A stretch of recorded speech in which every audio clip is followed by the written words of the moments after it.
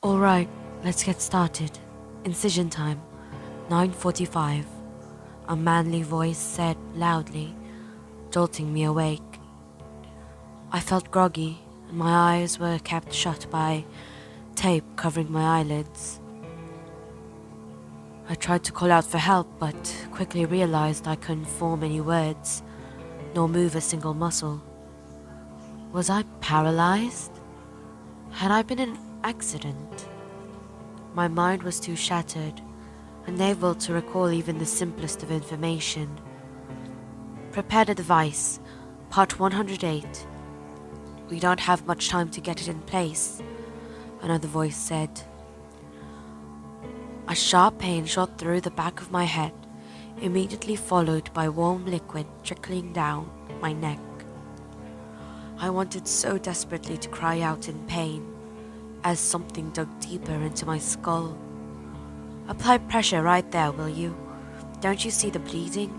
The first voice said. It's not working, the second responded after a moment. Fine, then cauterize it. The skin flap is already made. The smell of burnt flesh filled the air, making me feel sick. Luckily, I could feel my stomach had already been completely emptied. I knew I hadn't eaten in quite some time. Then it dawned on me. Surgery. I was in surgery. But I hadn't fallen asleep and I couldn't move. The surgeon continued to burn my bleeding flesh as the pain intensified. I struggled to think back.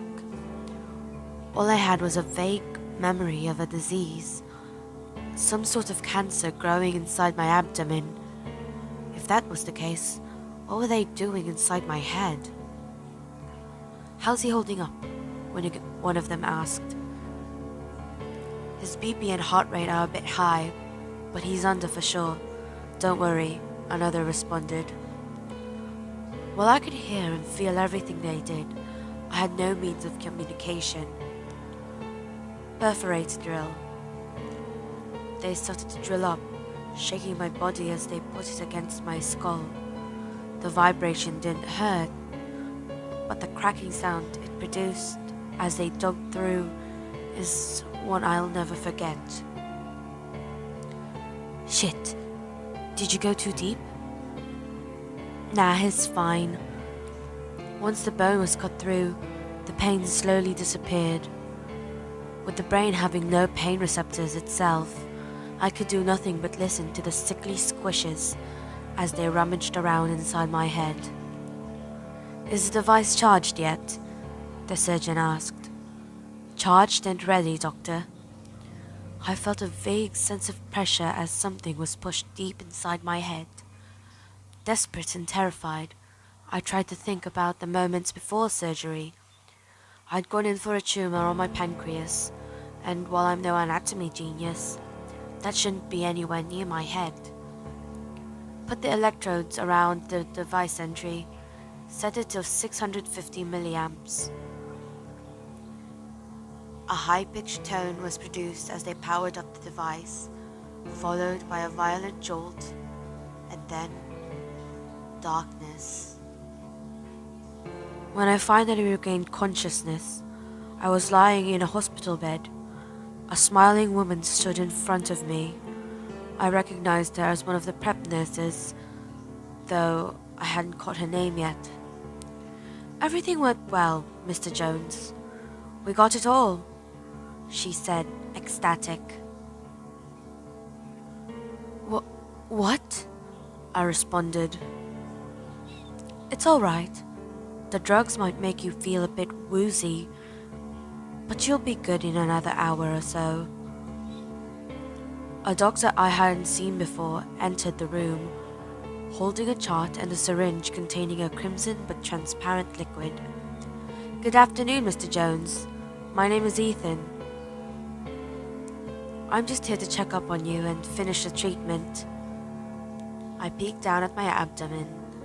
It stung and was covered in a large band-aid. Does it hurt? He asked. Yeah, quite a bit actually. We'll up the dosage for your pain medication in a moment. But first, let me give you the final part of your treatment. Now this stuff burns a bit, he said, waving around the syringe. But even with most of the tumor gone, we still got to kill off the stragglers. Don't want them to fester. As he prepared to inject me with the contents of the syringe, my mind started to clear. The memory of my surgery returned with a blast, and I violently retracted in bed, ripping the IV line out of me. "You drilled into my head!" I shouted. "What are you talking about?" Ethan said, visibly confused. "I woke up during surgery. I heard everything the surgeon said. They put something in my head." Ethan nodded his head in understanding.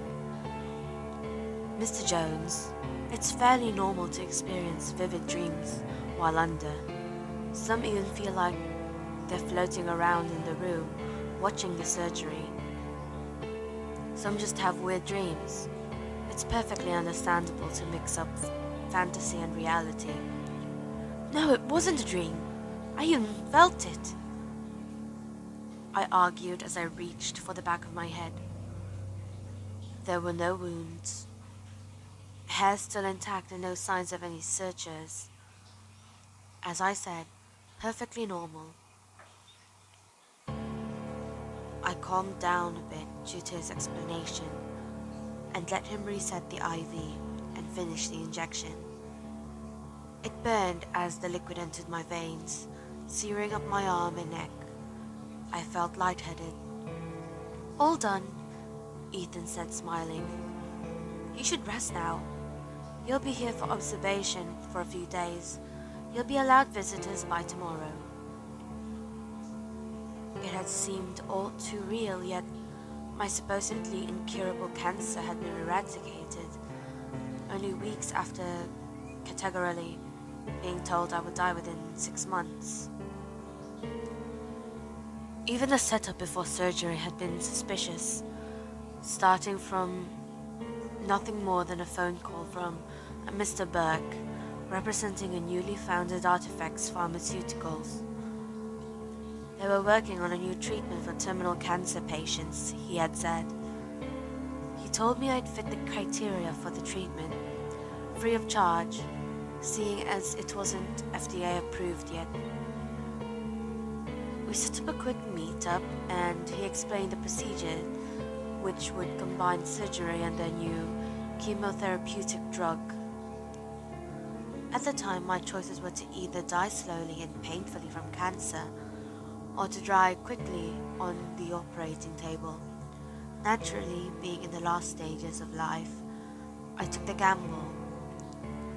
That's how I ended up miraculously cured against all odds. The next week came and went, and I was discharged with a bottle of pain medication to keep me going while I healed. Yet I just couldn't shake that horrific nightmare from the day of the surgery. Out of curiosity, I looked through some papers I was given by the company, surprised to find that they were nowhere in the 50-page long document did they ever mention the name Artifex Pharmaceutical, nor the name of any employee. I tried to call the number they've given me, but it continuously returned a busy signal. Confused and haunted by the nightmare, I could do nothing but rest and hope they'd call me back for a checkup. I needed answers. Time went on, and after a month of recovery, which I spent mostly catching up on my favorite TV shows, I was ready to return to work. First order of business was a meet-up with my boss, Daniel Harrison. He had always been good to me and allowed me the time I needed while going through with the treatment. While it wasn't an amazingly well-paid job, I was happy to be there. "Benjamin, great to have you back," he basically shouted as I entered the office, embracing me in a rough hug.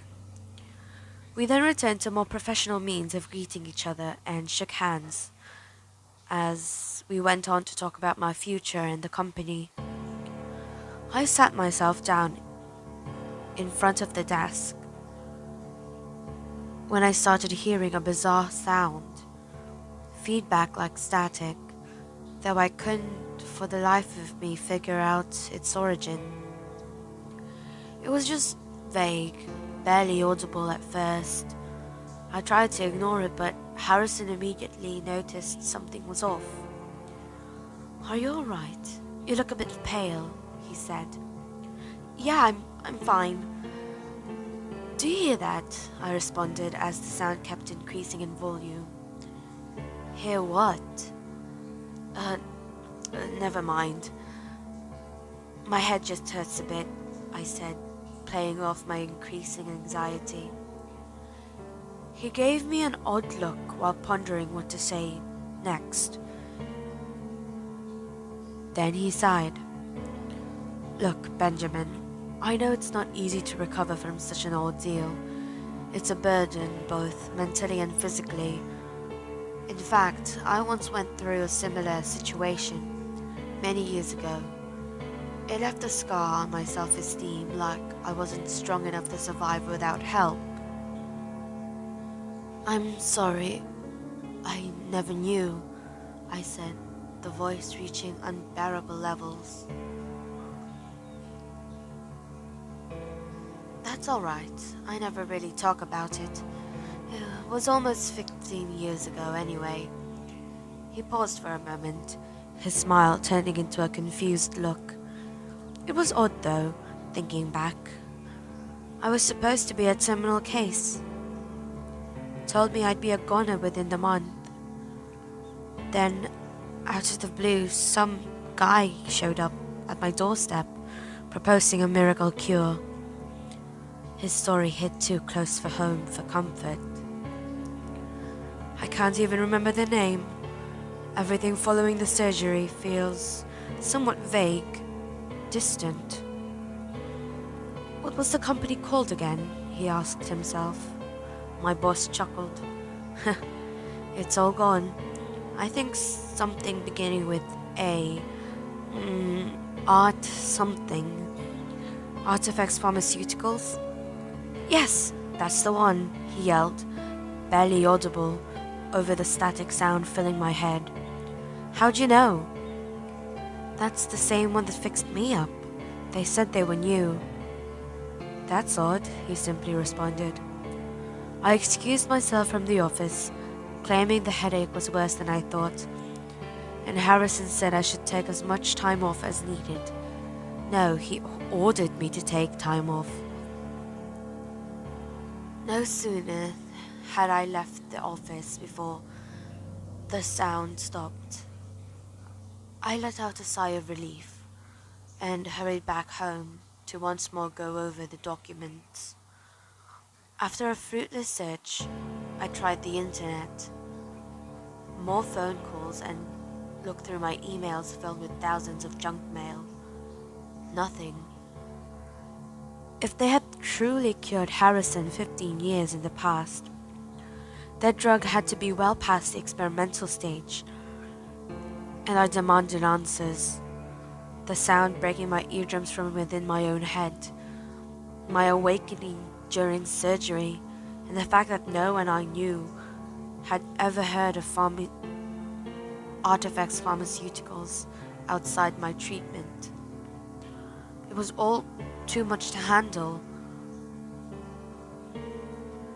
I decided that in the morning I'd return to the hospital and find one of the doctors working on my case.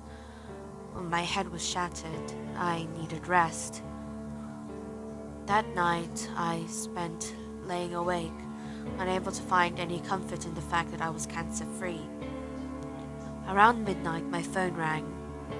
One of my old co-workers, whom I haven't spoken to since my treatment. "Benjamin," he said in a somber voice. "Alex, I didn't really expect to hear from you. Why are you calling this late? Is everything all right?" "It's Harrison. He... he's dead. Dead? When? How? Apparently, Harrison had suffered a brain hemorrhage from an undiagnosed brain aneurysm.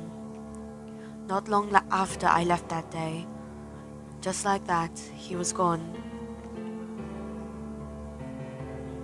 Morning rolled around. Without a lick of sleep, I headed for the hospital. I asked the receptionist to speak to any representative of Artifacts Pharmaceuticals. She claimed she'd never heard of such a company. When I asked for one of the doctors, I realized I couldn't remember their full names. So I asked if anyone in the surgical department was named Ethan.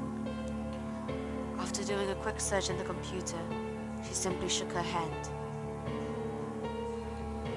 Defeated, I left without answers. I continued the fruitless internet search for a couple of weeks, but work quickly occupied most of my time.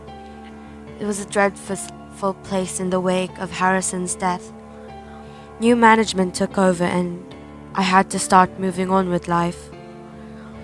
After a year, I started to settle down in my life, free from disease, but with an additional few pounds gained from the recovery.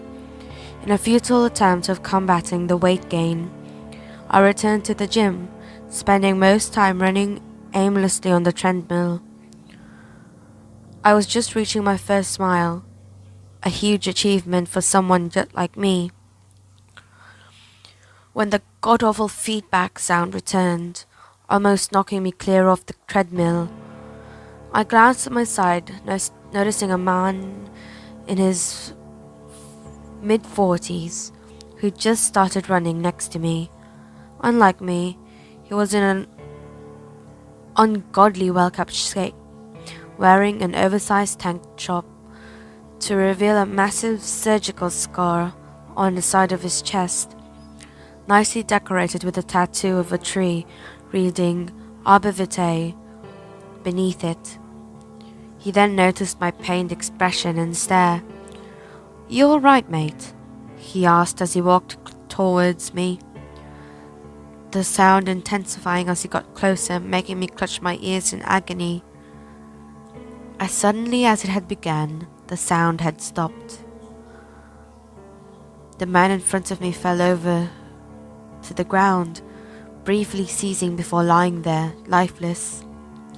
He'd suffered a brain hemorrhage. At least that was as much information as I could get from the gym staff. But I knew it had to be more than that. The man had died just like Harrison, the horrific sound preceding his sudden demise. Following the gym event, I visited 3 separate doctors, begging them to have a look at my head. CT, MRI, whatever they could offer, I'd take it. I even told them about my cancer treatment, but no record of my hospitalization was even existed. The first doctor recommended a shrink. The second was clueless.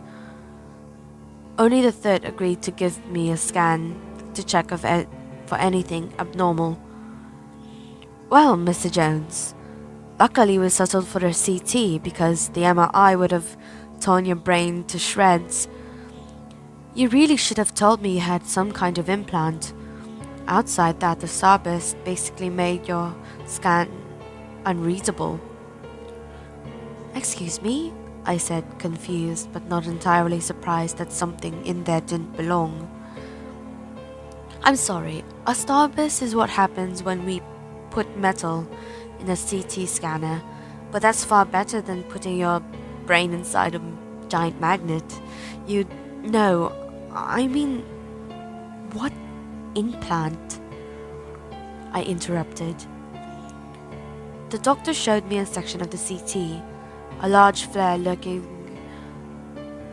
artifact covered most of the picture, but it's in the center of a diamond-shaped metal object. I have to ask, have you had any brain surgery at all? I can't for the life of me figure out what this thing is, but it's clearly not a physiological formation, the doctor said, pointing to the thing inside my head. I. I don't know. Well, have you ever had any accidents? Maybe a car crash or any type? Sometimes debris stuck inside your head can travel through your blood vessels, regardless of where the original injury was. I had pancreatic cancer, stage 3. They did surgery and gave me some experimental treatment, but what exactly did they give you? He asked, sounding more curious than concerned. It was just an injection, I think. It was only once following the surgery. Look, Mr. Jones, I'm not an oncologist, but as far as I know, there aren't any single injections on the market that can cure cancer. What you'd need would be months of chemo spanning over several sessions. Whatever they gave you, it wasn't for cancer. He looked over my head, and to my surprise he actually found a scar that I myself hadn't noticed, though only a minuscule one. Well, you have a scar for sure, and it's amazingly well hidden. Never seen anything so small from brain surgery. I tried to explain my experience during surgery to the best of my limited memory, but he couldn't help. He told me he'd look into some different pharmacological trials to see if anything fit my explanation, but he didn't seem very hopeful. He couldn't even remove the damn thing, claiming it sat too close to my brainstem or something. So here I am, living life as good as I can, still waiting for answers. Every now and then, the sound will return, and when it does, I just stop dead in my tracks and run the other way. I can't let anyone else die simply by getting too close. Whatever they did to me, I'm not alone. There are others out there with the same implants, and I fear we'll just have to wait and see what their purpose are. If anyone ever gets contacted by Artifacts Pharmaceuticals, don't agree to any of their miracle cures. They're not trying to help us.